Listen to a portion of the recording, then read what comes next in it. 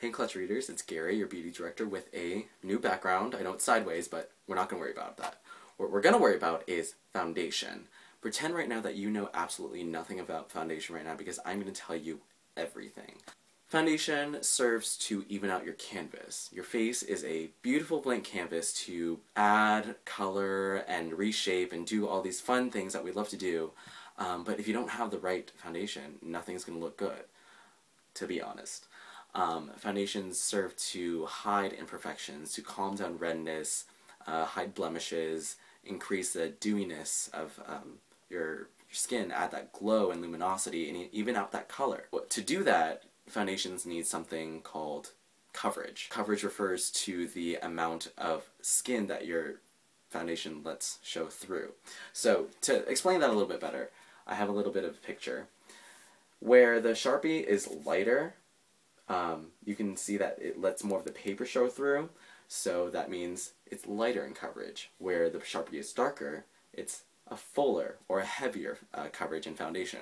So if you have a fuller coverage foundation, it's going to cover your skin more, so less of the skin or less of the white is going to show through. Where it's a lighter coverage, more of the skin is going to show through. Pretty simple? Cool. Judging by your lifestyle, you want to choose the right coverage of foundation. You know, you really don't need a full coverage foundation every single day. You can also have options, but we'll get into that later. Also, the kinds of finishes of foundations always differs. You can have a very matte finish foundation, or you can have a very dewy foundation, and it ranges anywhere in between. You can have a natural finish, you can have a natural dewy, a natural matte. There's a whole range. And then also there's a lot of benefits to wearing foundation as well. Skincare benefits. There's some foundations, actually a lot of foundations, that have an SPF or a sunscreen in it. The typical sunscreen is SPF 15, and it can range all the way up to like 50, I've seen. But the problem with an SPF in your foundation is that sometimes it's made from titanium dioxide. That ingredient not only serves to bond that foundation to your face and keep it, you know, staying in place all day, so I mean it's actually good, but it's also kind of bad when it gets to pictures because titanium dioxide flashes back. So try to find a foundation with zinc oxide. I think it's like zinc dioxide or something. Zinc oxide. Whatever. Try to make sure that titanium dioxide isn't like the highest content of SPF in your foundation, even though it is necessary to keep it onto the skin. There's also a lot of anti-aging foundations out there that speak to peptides and collagen production, increases cell turnover, so great for women that are more mature, you know, women that are just aging. It'll kind of reverse that process or slow it down. And then there's foundations out there that are hydrating, so great for the winter, great for dry skin types, and so it'll just kind of boost the amount of hydration in the skin, of course. Seal that moisture barrier, keep your skin from losing moisture. And then there's also foundations that help to treat and prevent acne with salicylic acid or benzoyl peroxide. So as you're wearing the foundation, it'll help to kind of treat your current breakouts and prevent them from happening, of course. Then there's also formulas of foundation. Different formulas are catered towards different lifestyles and different skin types. Skin types, of course, range from dry to combination to oily. A lot of women think that they're oily, but they're usually a combination. A dry skin type is when you're just dry all over, you don't generate a lot of oil. But when you're in combination, you are oily through the forehead, the nose, and the chin, or just only certain parts of your face. Typically though, like I said, through the T-zone you're oily and you're dry through the cheeks.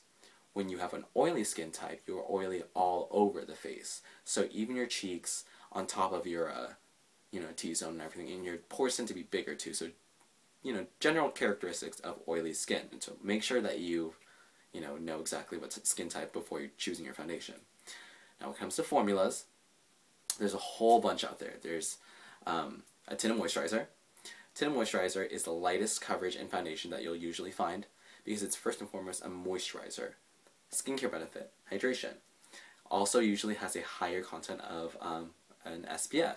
This one, by NARS, has an SPF of 30. It does not have ingredients on here, so I can't tell you if it's zinc oxide or titanium dioxide, but has an SPF of 30 because it's made to be suited for somebody who's, you know, going to be outside a lot because it's so lightweight. It evens out the skin tone, kind of draws down redness, kind of evens out the color of the skin without giving too much coverage. If you want more coverage, you can always add a concealer on top, but it's just kind of that alternative to foundation. It's great just to run to class to, you know, run on errands.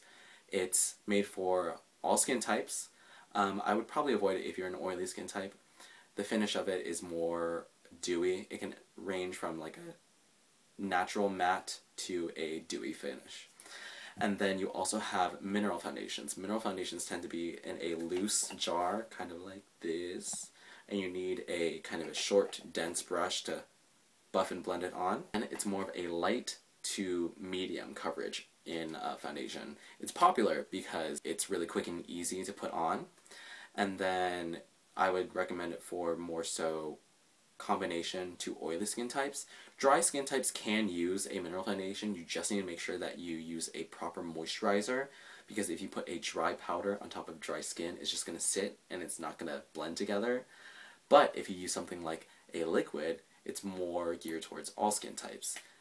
But I would probably avoid it if you're oily anyways. So, liquid foundations look the most natural. They sit on the skin the best. They blend out really easily, and you have a lot of control over it. You don't need a giant glob of foundation all over your face. Sometimes you only need foundation in certain spots, you know, generally your nose, and work it outwards. That's the best way to blend on your foundation.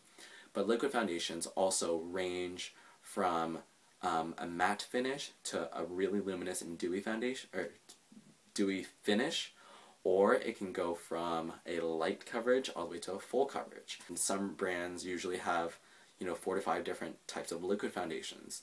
So you just always want to investigate and, you know, ask questions. And then, after liquids, we also have powder foundations. Powder foundations are probably the second most popular foundations out there because it's so quick and easy. You can put it on with a sponge, you can put it on with a brush, and you just kind of get a quick coverage.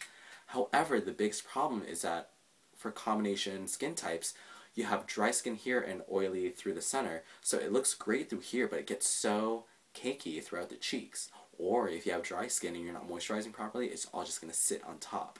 Powder foundations, pressed powder foundations are really great because they are convenient. They have a mirror, they have a sponge, you can take it with you to go. And yeah, then you also have cream foundations. Cream foundations are basically a compact form of a liquid.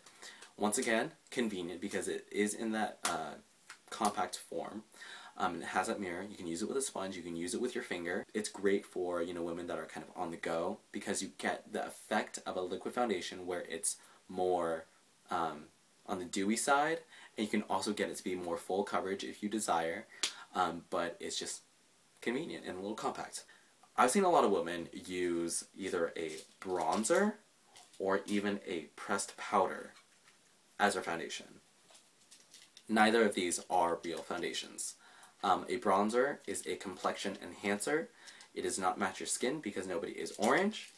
And a pressed powder will do nothing for you except make you look matte. Because what the problem with pressed powders is that it's not going to give you any extra coverage. It's not going to cover anything, it's not going to even anything out. It's merely there to set your liquid and cream foundations. Keep them lasting all day, keep them from moving.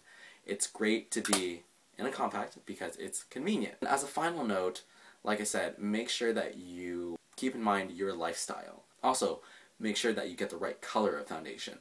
Your winter color is going to be a whole lot different from your summer color. So buy a winter foundation and buy a summer foundation. Because in the winter you're going to be the lightest that you'll ever be, and then in the summer you'll be the darkest that you'll ever be. And then in between you can mix these foundations. So it might seem crazy buying 2 different types of foundations, but in the end you're really just benefiting yourself. So I hope this really helped. I know it's a lot of information.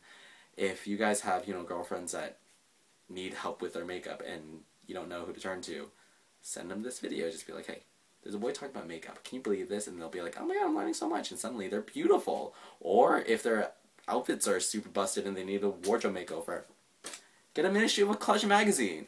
clutchmagfsu.blogspot.com, or our Twitter, or our YouTube, which this video is going to be on. And I'll talk to you guys soon.